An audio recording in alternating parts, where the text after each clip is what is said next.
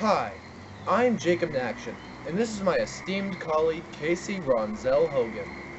Today, we prepared a very special video for you guys.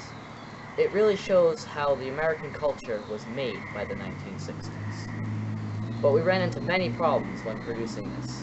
Out of the hundreds of options we could have chosen, we narrowed it down to 11. There were so many problems. Recording, Editing, bear attacks. the list goes on and on. But overall, we hope you enjoyed today. Cheers.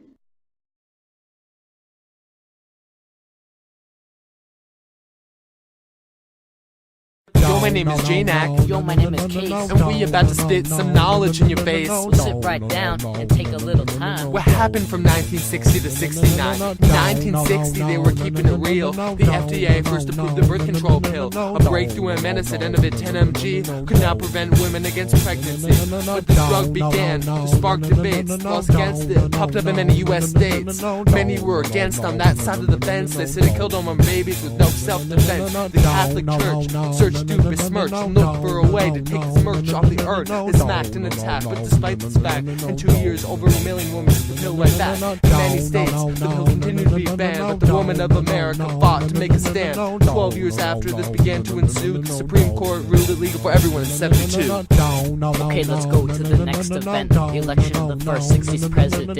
Two candidates fought each other with exasperation to be the leader of this beautiful nation. First candidate, his name was JFK. John F. Kennedy wanted to be the president of the USA. He's a Massachusetts senator and a Democrat and a Catholic. Isn't that fat? The other candidate was a very respected man. His name was Richard Nixon, a Republican. He'd been a California senator and wanted more power after being VP to President Eisenhower. Lyndon B. Johnson was JFK's running mate. He was a Senate minority leader and he did great. Henry Cabot Lodge Jr. was running mate to Nixon, a Massachusetts senator. He was ready to get fixed. When the election came, it was incredibly close. Over 60% of the nation voted coast to coast. But Kennedy wins, becomes the youngest president ever, and also becomes the only Catholic to accomplish this. Next big thing happened in 62. America avoided nuclear war. Pew. The Cuban Missile Crisis may have ended in 2 weeks, but it was so dangerous, people continued to speak. To give you a handle on the situation, I'll give you a little background information. Cuba hated the U.S. after the Bay of Pigs invasion and started making friends with the USSR nation. Now Russia and Cuba went and made a plan, began to build missile sites right on Cuban land, but the Americans had already been prepared to spar. It had nuclear missiles in Turkey, right next to the USSR.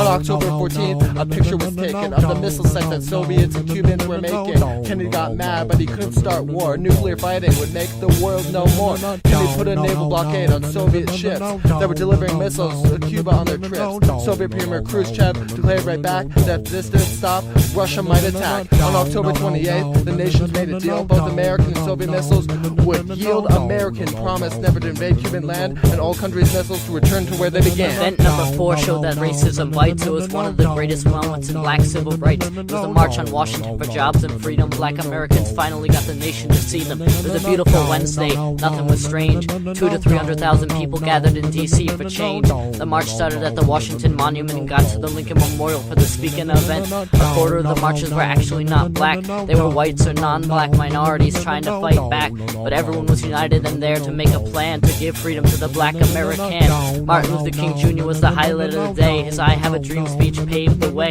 He called for black rights through this declaration. It is considered one of the greatest speeches in the history of the nation. When it comes to black rights, this march opened the door. It led to the Civil Rights Act of 64 and also the Voting Rights Act of 65. This march helped freedom in America stay alive. The next event was a catastrophe. It is remembered as one of the worst events in U.S. history. A notorious day, November 22nd, 1963, was the assassination of John F. Kennedy. On a political trip, this event occurred at 12:30 p.m. in Dallas, Texas. The shots were heard. Governor Connolly of Texas was hit first in the back. He later survived the wound after being on the critical track.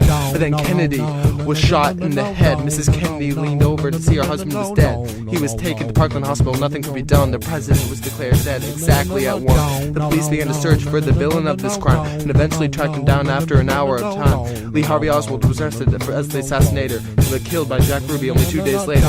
VP Johnson became president when Kennedy was done. He was sworn into office on Air Force One. Arlington National Cemetery was Kennedy's resting place. Dead at 46. May he rest And then with the next grace. event in 1964, the Beatles landed on the American shore. On February 7th, they got off the plane, and after American music would never be the same. After they got off the plane at JFK, they were about to change American music in 2 days. Loved by the Americans for their musical flow, they performed live on the Ed Sullivan Show. On February 9th, they came on sharp as needles. Ed Sullivan announced, "Ladies and gentlemen, the Beatles." They were amazing, their music was true. They performed "All My Lovin', There Was You," and "She Loves You." America loved them, they had them in the bag with their harmonizing vocals and their bold cut swag. They came back in the program with the screams of the fan. They performed their hit single, "I Wanna Hold Your Hand." After they performed, the show became news. The show got over 73 million US views. A third of the country watched the start of the British invasion. Music was changed forever on that TV station. 1968, one of the most gruesome battles of the Vietnam War, with the Battle of Hue full of blood and gore. The battle was terrible, with thousands killed, bodies were piled up, and graves were filled. January 31st, the North Vietnamese attacked. The American forces were startled and had to fight back. The North Vietnamese refused to yield. They planned to capture the Tay Loc airfield. The northern troops swept the city. It wasn't looking pretty, but the US and southern Vietnamese were gritty. They put all their effort in a powerful heave, and by March 3rd, the Viet Cong were forced to leave.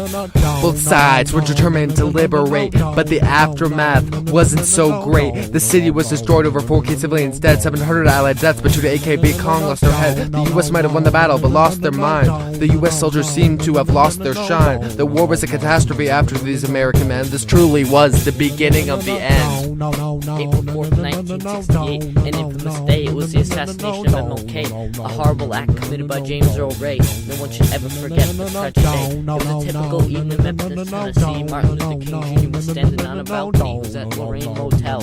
Up until that point, his life was going well. At 6:01 p.m. on a Thursday night, a bullet pierced King's cheek with all its might. Reverend Ralph Abernath heard the shot from inside. He rushed out to see his colleague had died. King was rushed to St. Joseph's Hospital, not even alive. He was pronounced dead at exactly 7:05. James Earl Ray was who did it with not one cohort. He was arrested 2 months later at London Airport. The King family thought the death was a conspiracy. They said it was the government, which is kind of crazy. King lies in Atlanta dead at 39, but he's remembered as a hero to the end. Yo, the next thing that happened crossed the line. It was the Stonewall riots of '69. It was the most important event to gay rights activists, whose words eventually transformed to fists. In the '60s, gays were hated, shunned, and jailed. All attempts to fight back ultimately failed. The Stonewall Inn was a mafia-owned gay bar. It attracted gays and lesbians from near and far.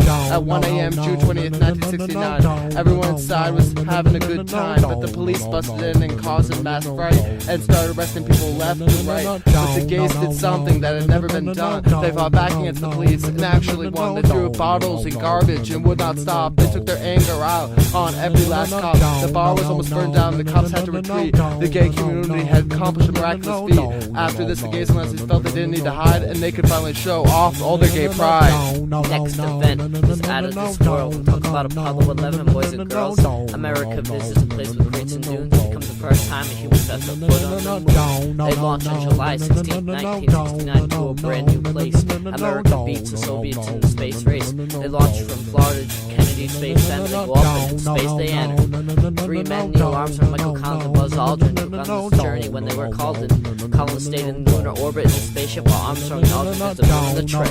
2 men landed on the moon 8:17 p.m. Universal Time. America was overjoyed, they were out of their mind. 6 hours later, Armstrong took his first step, just fine, staying one small step for man, one giant leap for mankind. Their journey went well and they returned to commotion. On July 24th, they landed in the Pacific Ocean. They came back seeing as heroes everywhere. Good luck in the last guy and say, I've been The there. next event is a defining moment in rock. 3 days of peace and music. It's Woodstock. The Woodstock Festival was as big as they get, where social change and music happened to event. Bethel, New York is where this took place. A small farm where rock and roll had no trace. Sam Yaskar agreed to have the concert on his land. Little did he know things would not go according to plan. Instead of having several 10,000 people arrive, they were met with 500,000, ready and alive. From August 15th to 18th in 1969, Bethel became a new city, crossing a certain line. There were hippies everywhere who loved peace and hugs. They also did a lot of acid and a ton of other drugs. On 9 a.m. Monday, Wednesday. Jimi Hendrix played the Star Spangled Banner, brought a new rock and roll this song in an all new manner. Many bands and artists performed singing for peace. After 4 days, this music began to cease. When everyone left, one thing was clear: music wouldn't be the same after what happened here. Thank you for listening to my beautiful voice. You are a great audience who didn't have a choice. We're rapping in the 60s is what it's about. It's Jaina And Casey, and we're signing out.